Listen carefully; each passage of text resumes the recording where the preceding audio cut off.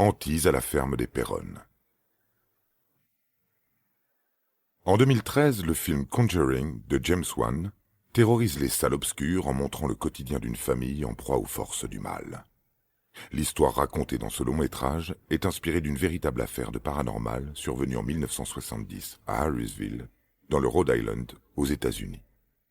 Un véritable récit d'horreur vécu par la famille Perron, composée de Roger, le père, Caroline, la mère, et leurs 5 filles, Andrea, Nancy, Christine, Cindy et April, âgées de 5 à 12 ans.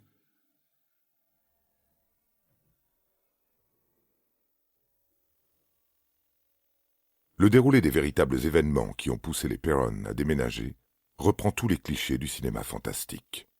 Une famille déménage dans une immense maison dans un coin reculé de la ville. Au début, tout se passe bien. Les enfants profitent du vaste domaine de 800 mètres carrés, bordé par un bois et un étang. Mais au fil du temps, les choses se détériorent. Les fillettes commencent à avoir d'étranges visions. Elles font des cauchemars, des objets changent de place. Des esprits maléfiques semblent avoir investi les lieux et ne comptent pas en sortir. Un scénario classique, vu et revu des centaines de fois, pour peu que l'on s'intéresse aux histoires de maisons hantées. Au cinéma, on sait que tout est faux. Qu'en est-il pour le cas des Perron?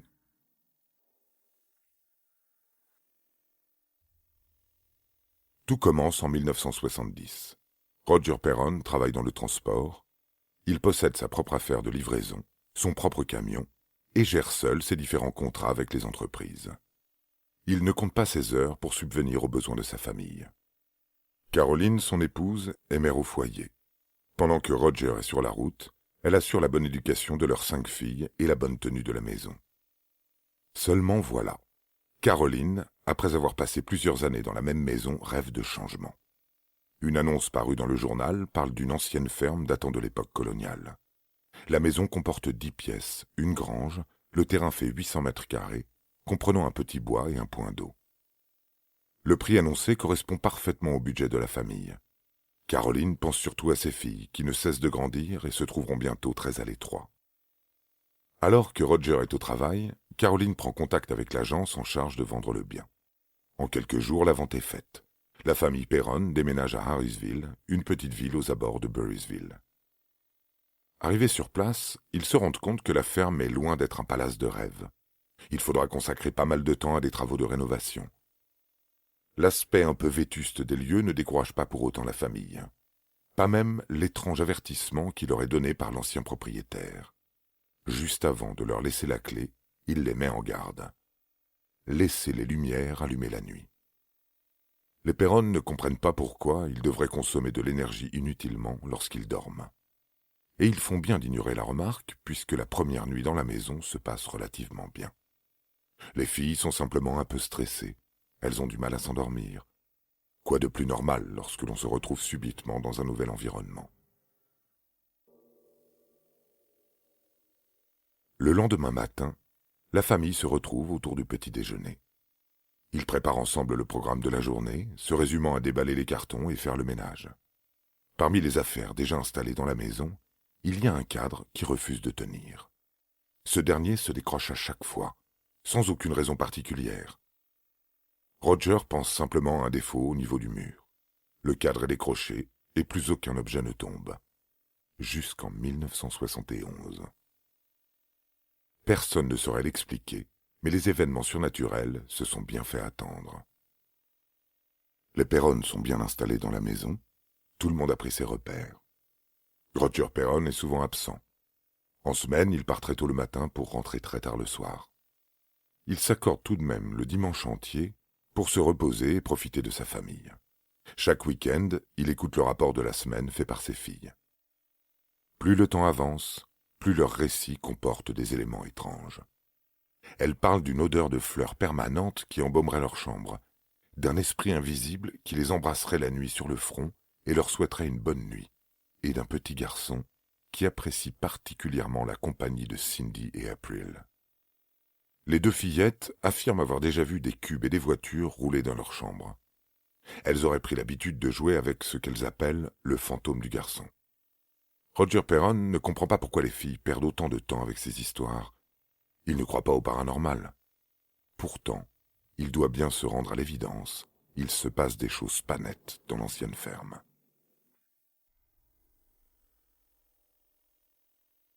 Au début, les Perron font face à des esprits que l'on pourrait qualifier d'inoffensifs. Bien que le mot fantôme ne soit pas encore imprégné dans la tête du chef de famille, ce dernier considère qu'il est inutile de faire appel à un prêtre ou un médium. En faisant quelques recherches, les Perron se rendent compte que sur ce terrain, plusieurs drames se sont déroulés successivement. Il y a notamment la fin tragique de Johnny Arnold, un homme qui se serait pendu à une poutre dans le grenier. Son esprit, que les filles appellent Manny, a tendance à se promener dans la maison de jour comme de nuit. Selon elle, il serait inoffensif. Il leur est arrivé plusieurs fois de ressentir sa présence durant leur temps de jeu dans le salon ou dans leur chambre. Les filles ont essayé à plusieurs reprises de le regarder, mais dès qu'elles tournaient la tête, l'esprit disparaissait.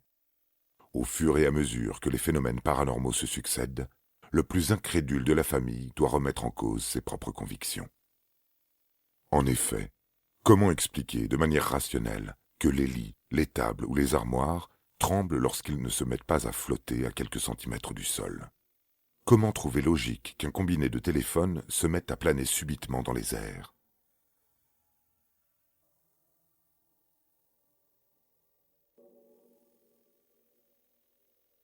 Avant même de pouvoir trouver une réponse aux questions que la famille se pose, de nouveaux phénomènes paranormaux viennent troubler leur quotidien. Ceux-ci sont beaucoup moins innocents que les précédents. Un jour, durant l'hiver 1971, le chauffage de la maison se coupe. Monsieur Perron est absent de la maison. Pour pouvoir à nouveau se chauffer, il faut se rendre à la cave et remettre en marche la chaudière. Ni la plus âgée des filles, ni la mère ne veulent descendre. Elles sentent une mauvaise présence se dégager de ce lieu. Il est fort probable qu'un esprit torturé hante la cave. Peut-être l'âme d'un suicidé. La famille attend le retour du père. Ce dernier montre un peu plus de courage. Il résout le problème de chauffage en un rien de temps, avant d'avouer ne pas avoir été très serein au moment de descendre les escaliers. De son côté, Caroline commence à sentir les premiers effets négatifs de la hantise. Elle sombre dans une forme de dépression. Elle ne parvient plus à dormir la nuit, effrayée par des cauchemars plus réalistes les uns que les autres. En pleine nuit, une vieille femme portant une vieille robe grise se tient juste au-dessus d'elle. C'est comme si elle flottait.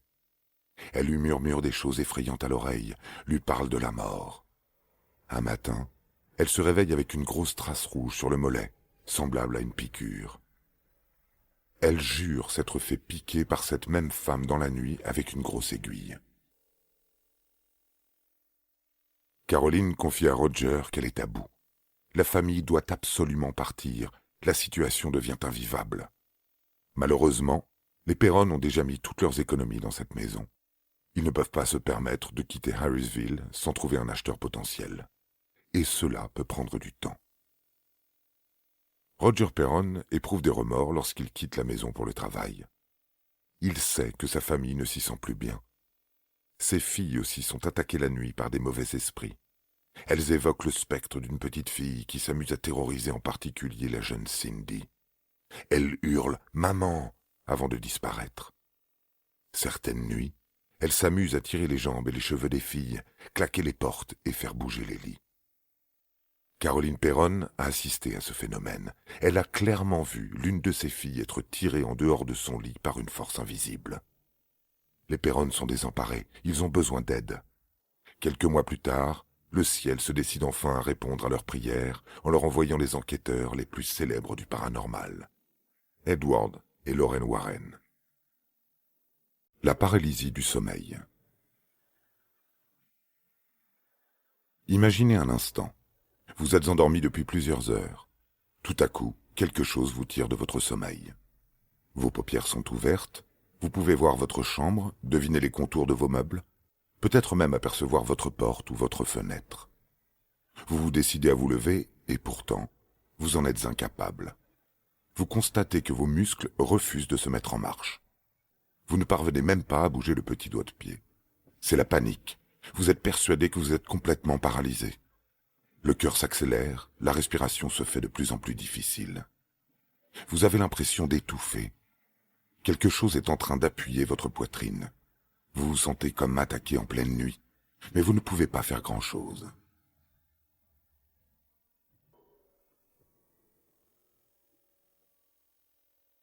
Du coin de l'œil, vous distinguez une présence. Elle est terrifiante. C'est une ombre. Non, c'est une vieille femme à l'allure démoniaque. Vous aimeriez bien crier pour que l'on vous vienne en aide. Votre partenaire dort à vos côtés et ne réagit pas. Votre visiteur nocturne se fait de plus en plus oppressant. Puis c'est le trou noir. Sans vous en être rendu compte, vous avez survécu jusqu'au matin. La créature monstrueuse est un lointain souvenir que vous essayez de refouler au plus profond de vous-même. Vous venez d'être victime d'un phénomène parfaitement naturel, mais terrifiant, appelé paralysie du sommeil.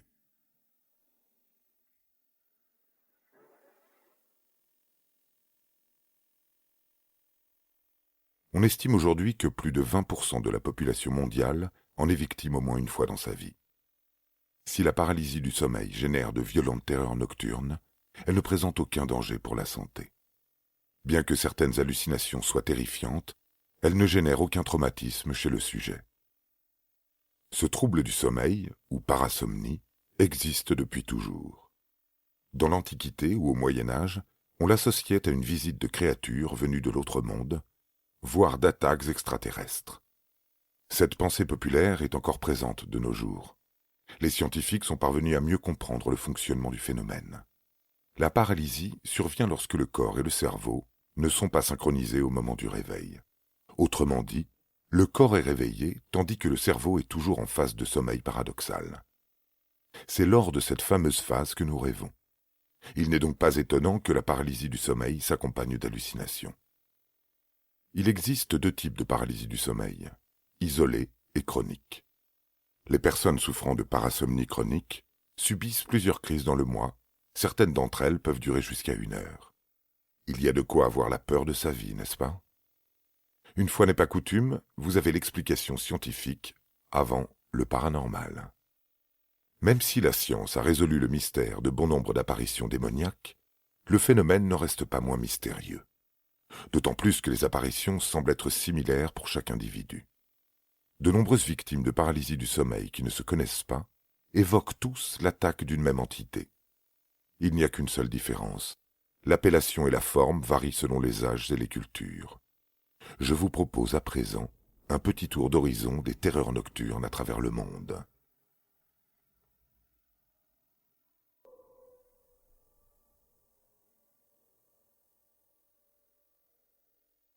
La sensation d'être pris au piège, de ne plus pouvoir contrôler son corps, est présente chez tout le monde. Au Moyen Âge, les attaques sont représentées par la forme d'un petit démon, assis sur la poitrine du dormeur, l'empêchant de respirer. Variant d'une culture à l'autre, l'image du démon est toujours présente dans les témoignages.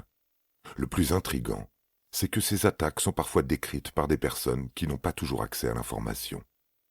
L'inconscient n'aurait pas pu créer sa propre image du phénomène sans en avoir entendu parler. On retrouve ce cas de figure chez les enfants notamment. L'idée que les individus en bas âge puissent posséder un sixième sens, leur permettant de voir des choses que les adultes ignorent, est toujours très répandue.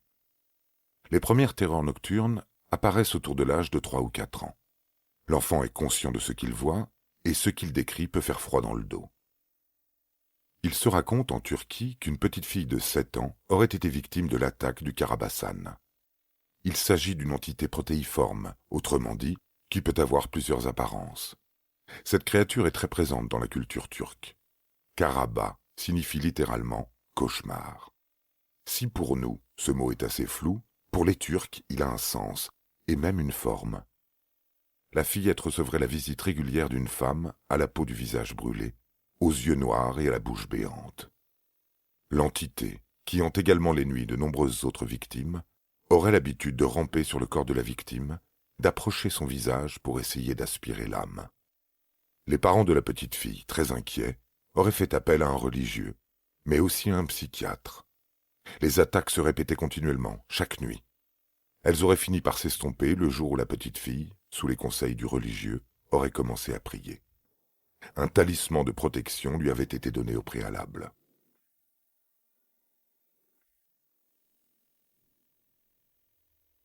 Si la fillette a réussi à se débarrasser du Karabasan, D'autres n'ont pas cette chance. Selon la croyance turque, l'entité qui se cache derrière ces attaques est Basti.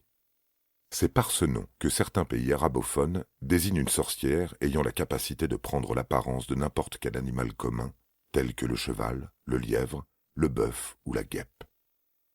La Basti a le pouvoir de voler, marcher sur l'eau, mais surtout d'entrer dans les chambres par le trou de la serrure et s'asseoir sur la poitrine des dormeurs pour essayer de les étouffer.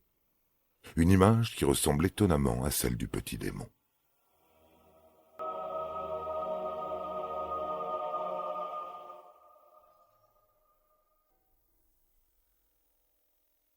On retrouve la trace de la Bastille dans d'autres pays d'origine latine, et ce, dès le Moyen Âge. La sorcière turque devient succube, une femme venue de l'autre monde pour tenter d'abuser les hommes. L'image de la succube est très présente dans les cultures religieuses judéo-chrétiennes. Les intentions de la créature sont sensiblement identiques. Seul le nom change. Ainsi, en Europe, l'image de la sorcière pénétrant dans la chambre pour kidnapper les enfants durant la nuit pourrait bien provenir de ces attaques nocturnes. L'albe, en Allemagne, ou l'elfe, s'accroupissant sur la poitrine des dormeurs, ou la mare, présente dans le folklore scandinave sous les traits d'un spectre féminin provoquant des cauchemars, sont d'autres interprétations locales de la paralysie du sommeil. Il est par ailleurs intéressant de souligner que les légendes locales ont contribué à façonner le vocabulaire du sommeil tel qu'on le connaît aujourd'hui. Le cauchemar en allemand se dit Albtraum, littéralement « rêve du Alpe », le fameux elfe maléfique. Dans sa version britannique, on trouve le mot « nightmare », la nuit de la mare, pour désigner ce moment où la terrifiante créature décide de frapper sa victime ensommeillée. L'étymologie du mot mare est également présente dans la version scandinave, mardrom pour le suédois, marerit pour le norvégien et marerid pour le danois. Si l'on se réfère à d'autres cultures, hors Europe, on se rend compte que les terreurs nocturnes sont plus le fait d'un spectre venu de l'au-delà. À moins que, comme le veulent certaines croyances, ce ne soit pas le fantôme qui nous visite, mais nous, qui basculons dans la dimension de la mort, spirituellement bien sûr. La créature qui attaque l'endormi est la représentation de nos angoisses les plus primaires. Si au Canada, on choisit encore l'image de la sorcière, surnommée Old Hag, en Chine, on préfère la métaphore du fantôme qui écrase le dormeur contre le lit. Gi Ya-chang. Ce sentiment d'écrasement est encore plus exalté au Japon. Le kanashibari désigne le fantôme qui paralyse le dormeur à l'aide du fer. Dans ce pays où la religion shintoïste veut qu'un esprit habite chaque chose, l'explication du kanashibari provient d'une véritable légende locale, donnant ainsi à la paralysie du sommeil une dimension paranormale. Les Japonais qui reçoivent la visite de ce spectre le décrivent comme une jeune fille dont les cheveux longs et noirs masquent une grande partie de ses yeux. Elle se penche au-dessus de leur visage, agrippe le cou de ses mains glaciales et tente d'étouffer le dormeur jusqu'à ce que celui-ci se réveille. Kanashibari n'est en réalité ni plus ni moins que le fantôme vengeur d'une jeune fille errant sur terre depuis le 8e siècle. La légende raconte qu'un seigneur de guerre a libéré un démon dans sa maison, à la suite d'un rituel ancestral raté. L'esprit maléfique a pris possession de son corps, l'obligeant à assassiner sa famille avant d'être arrêté par les domestiques de la maison et être tué. L'esprit s'est alors échappé du corps du chef de famille pour entrer dans celui de sa jeune fille. En s'en rendant compte, les domestiques la ligotent sur un futon et l'étouffent dans son sommeil. Depuis, l'esprit erre dans les maisons pour hanter les dormeurs. La paralysie du sommeil est un parfait exemple d'opposition entre la croyance et la science. La croyance populaire veut que le sommeil et les rêves soient liés au monde des esprits. Chaque culture a ses propres interprétations du phénomène. De nos jours, l'esprit scientifique n'a pas encore tout à fait bien évolué, à tel point que la pensée populaire veut que l'explication surnaturelle soit plus répandue. Le fait que les enfants soient capables de percevoir ces créatures durant leur terreur nocturne peut s'expliquer par l'influence de l'environnement dans lequel il grandit. Dans le cas du Karabasan, si la fillette n'avait pas eu, dans son entourage, des personnes croyantes, les choses auraient pu être différentes. À l'inverse, il arrive que les terreurs nocturnes liées à la paralysie du sommeil puissent être à l'origine de certaines croyances. Dans les Antilles, Il existe une créature qui se terre la journée au creux d'un fromager, une espèce d'arbre endémique de cette région du monde. Le fromager est parfois surnommé l'arbre au soucougnan. On trouve des traces de cette créature en Guadeloupe. Selon la légende, il s'agirait d'un humain ayant pactisé avec le diable, transformé en vampire. Pour se nourrir, le soucougnan erre la nuit dans les maisons et boit le sang de ses victimes. Si vous pensez que ces créatures existent, ou que vous ne souhaitez pas être victime d'hallucinations terrifiantes, vous pouvez réduire le risque de paralysie du sommeil en observant une bonne hygiène de vie. Évitez de vous coucher à des heures irrégulières. Ne mangez pas de nourriture trop lourde avant de dormir. Certaines drogues ou médicaments sont favorables à la paralysie du sommeil. À présent, il ne me reste plus qu'à vous souhaiter une très bonne nuit.